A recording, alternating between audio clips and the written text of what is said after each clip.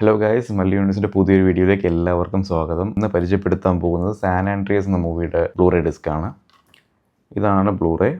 ഞാൻ ഇതിൻ്റെ disk first കാണിക്കാം. ഇതാണ് ഡിസ്ക്. സാൻ ആൻഡ്രിയാസ് എന്ന ഈ മൂവി 2015 റിലീസായത്. ബ്രാഡ് പേറ്റൺ, അതായത് നമ്മൾ നേരത്തെ വീഡിയോ ചെയ്തിട്ടുള്ള റാംപേജ് എന്ന് പറഞ്ഞ movie Brad പേറ്റൻ്റെയാണ്. Brad patron direct ചെയ്ത മൂവി തന്നെയാണ് ഈ സാൻ ആൻഡ്രിയാസും.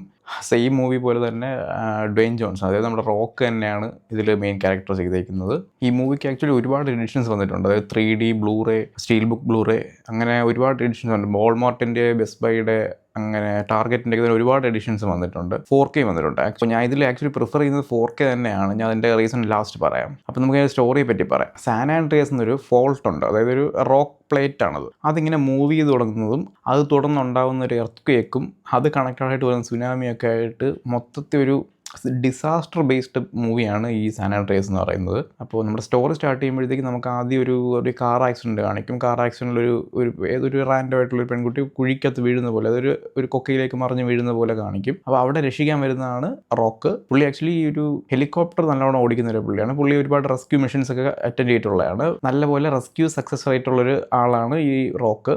അപ്പോൾ പുള്ളിയുടെ ഫാമിലി ലൈഫ് കാണിക്കുന്നുണ്ട്. പുള്ളി വൈഫുമായിട്ട് സെപ്പറേറ്റഡ് ആണ്, സ്റ്റിൽ കണക്റ്റഡ് ആണ് അവർ. അതായത് വൈഫ് വേറെ ബോയ് ഫ്രണ്ടുമായിട്ട് താമസിക്കുകയാണ്. ഇപ്പം ഇപ്പോൾ ഉള്ള പ്രസൻറ്റ് കണ്ടീഷനിൽ ബോയ് ഫ്രണ്ടിൻ്റെ വീട്ടിലേക്ക് മൂവ് ചെയ്യാനുള്ളൊരു പ്ലാനിലാണ് ഇവർ. അതായത് വൈഫും ഒരു മോളും ഉണ്ട്. അത് ഡ്വെയ്ൻ ജോൺസൻ്റെ മോളാണ്.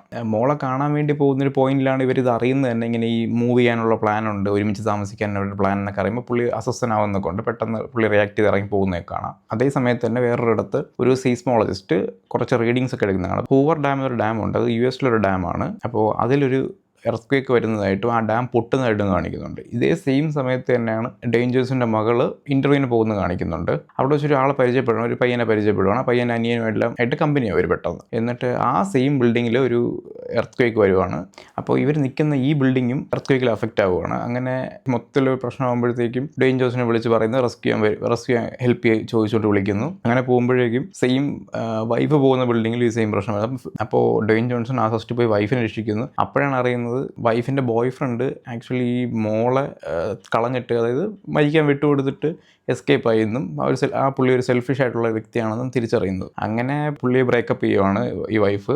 അപ്പം ഇൻഡയറക്റ്റ്ലി നമുക്ക് ഊഹിക്കാൻ പറ്റും എന്തായാലും ഇവർ ഒന്നു ചേരും എന്നുള്ളത്. അങ്ങനെ ഈ ഡ്വെയ്ൻ ജോൺസനും വൈഫും കൂടെ മോളെ രക്ഷിക്കാൻ വേണ്ടി ആ അടുത്ത ബിൽഡിങ്ങിലേക്ക് പോകുന്നതും അങ്ങനെയൊക്കെയാണ് ഇതിൽ സ്റ്റോറി പോകുന്നത്. ലാസ്റ്റ് പുള്ളി രക്ഷിക്കും. അത് നമുക്ക് എക്സ്പെക്ട് ചെയ്യാൻ പറ്റുന്ന സാധനങ്ങൾ തന്നെയാണ്. പക്ഷേ ഇതിലെല്ലാം ഉപരി ഇതിലേറ്റവും ഇഷ്ടപ്പെടുന്ന സീൻസ് എന്ന് പറയുന്നത് നിങ്ങൾക്ക് ഈ എർത്ത്ക്വേക്കും ഈ സുനാമിയുടെ പരിപാടികളെല്ലാം ശരിക്കും ഫീൽ ചെയ്യാൻ പറ്റും. നിങ്ങളൊരു കിടിലൻ സെറ്റപ്പിലാണ് ഇത് കാണുന്നതെന്നുണ്ടെങ്കിൽ. ഈ മൂവിയുടെ മെയിൻ ഫാക്ടർ അതിൻ്റെ ഓഡിയോ തന്നെയാണ്. ഈ ബ്ലൂറേ വന്നേക്കുന്ന ഡോൾബി അറ്റ്മോസിലാണ്.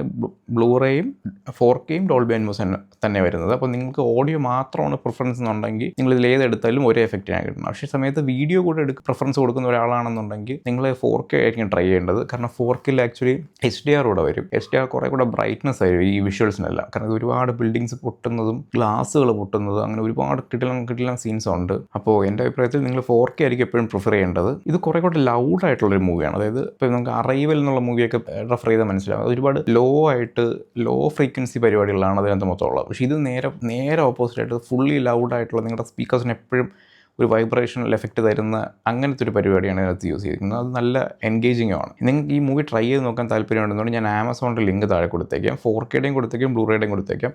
പല സമയത്ത് സെയിലും കാര്യങ്ങളൊക്കെ വരാറുണ്ട്. നിങ്ങൾക്ക് ട്രൈ ചെയ്ത് നോക്കാവുന്നതാണ്. അപ്പോൾ പുതിയൊരു വീഡിയോയിൽ പുതിയൊരു മൂവിയുടെ സജഷനുമായിട്ട് കാണാം. ബൈ.